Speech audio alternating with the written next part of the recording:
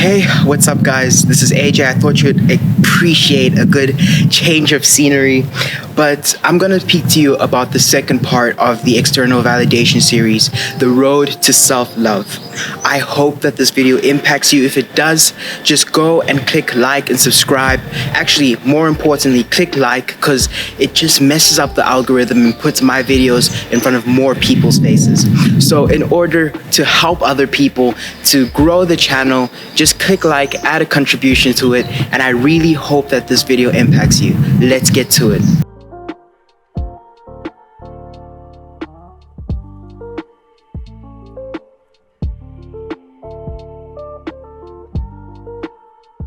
So I just realized as I was editing this video that there is a lot of wind sounds, and my microphone over here unfortunately didn't filter it out. Okay, so I apologize for all the wind sounds, and without further ado, let's get back into the video.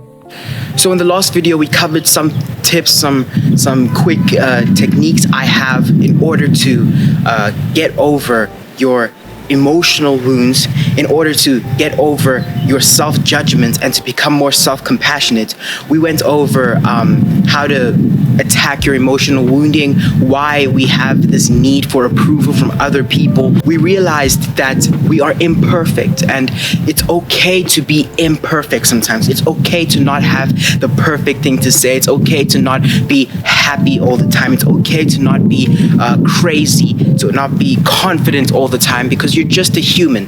But what we're gonna do now is we're gonna crack into the last few tips that I have in order to let go of that external validation, to let go of the need for approval, that neediness that holds on to you like a demonic entity, just holding on and sucking the life force out of you. If you want to impact other people, let us crack into the next few tips, because I believe it will add value and it will change the way you look and interact with the world around you. So the next tip I have for you is something that is so key. I'm probably, and I know I say this way too much, but I'm probably going to make another video on this tip alone.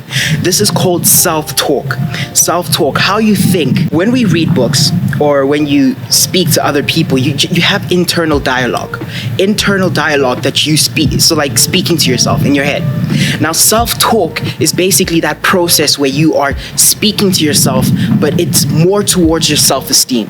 So you would tell yourself things like, I'm good, I'm enough, I'm great. Or you'll tell yourself things like, I'm not good, I'm not enough, I'm not great, okay? I'm not proud of myself, I suck, I'm not productive, I'm not intelligent. And these things contribute to either your upward spiral or your downward spiral. People way too often underestimate the power of self-talk, the power of your mind, the power of thinking. We're gonna change it up into positive self-talk when we say, hey, we are enough. It's okay if we don't have an amazing thing to say.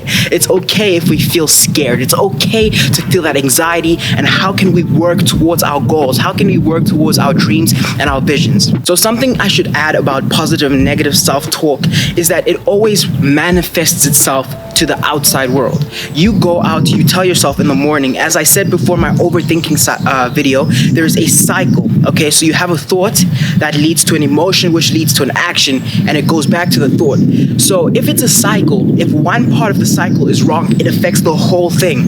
If you start the day off thinking, I'm not enough, if you start the day off thinking, I'm not intelligent enough, I'm not strong enough, I'm too sad, I'm too depressed, I'm too anxious to do something, you will affect your emotion. You won't be as effective, as efficient as you could have been, and that will lead you down to do bad action. That will lead you to be lazy, to procrastinate, and to not really apply yourself as much as you could have, okay?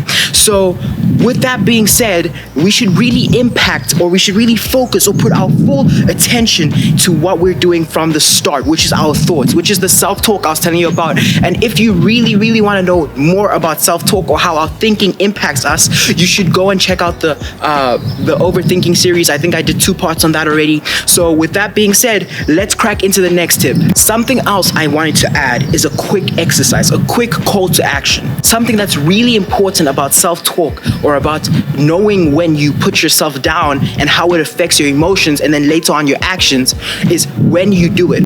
On a piece of paper, time yourself 7 days, a week. Write down every single negative, self-deprecating thought you have, okay? Write down every single thing, and you have to try and be conscious about it, because sometimes it just pops up. Hey, I'm not good enough, I'm not this, I'm not that, and you don't understand that it builds up, okay?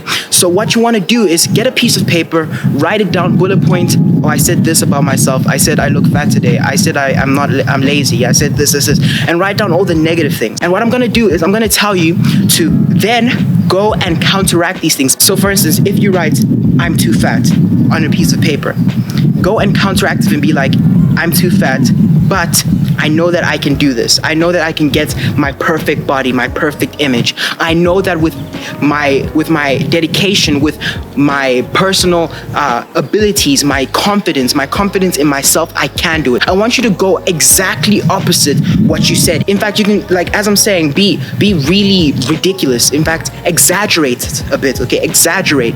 So for instance, you say, I'm too lazy, I'm unproductive, right?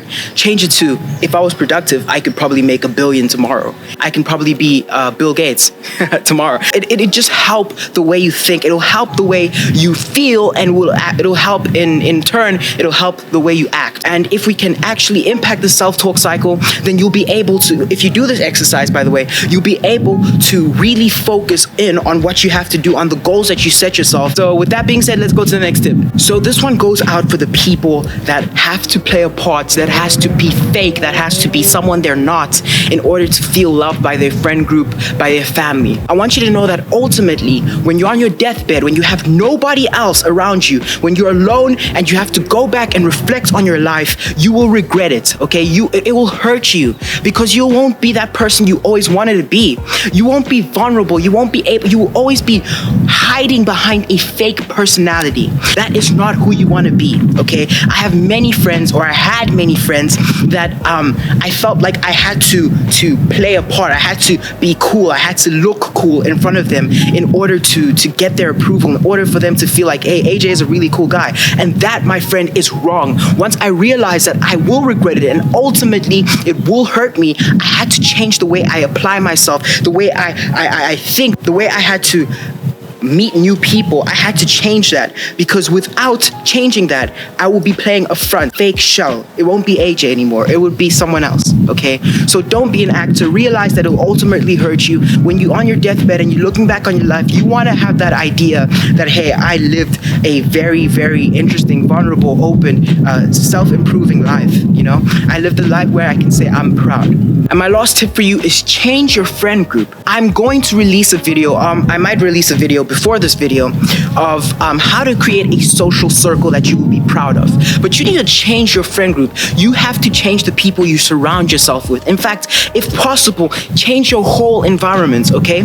If you're a teenager and you're succumbing to peer pressure, you won't stop succumbing to peer pressure. You won't change unless you change the people that are making you feel that peer pressure, okay? I can tell you where you'll be in the next 5 years, in the next 10 years, by just who you surround yourself with, by who you put yourself, which group you put yourself into. So one of the biggest things I speak about in my social circle video is the fact that the people you surround yourself with will make or break you.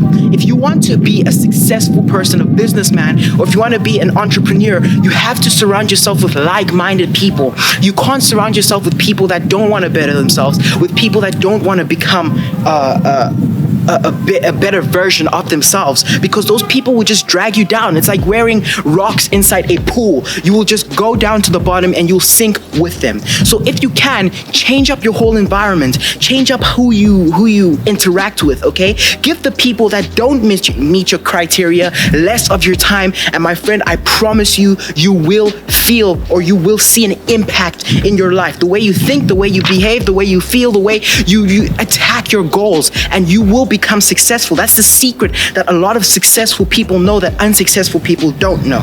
So with that being said, thank you for watching this video. I didn't want to make it too long, but if you felt there was value, please like and subscribe. Make sure that you share it with a friend, because this might impact them. You might be the person that changes their life. So thank you for watching. This is AJ Lukau. Stay safe. Make sure you don't go out. Make sure you have social distancing, hand sanitizer, and everything. Thank you.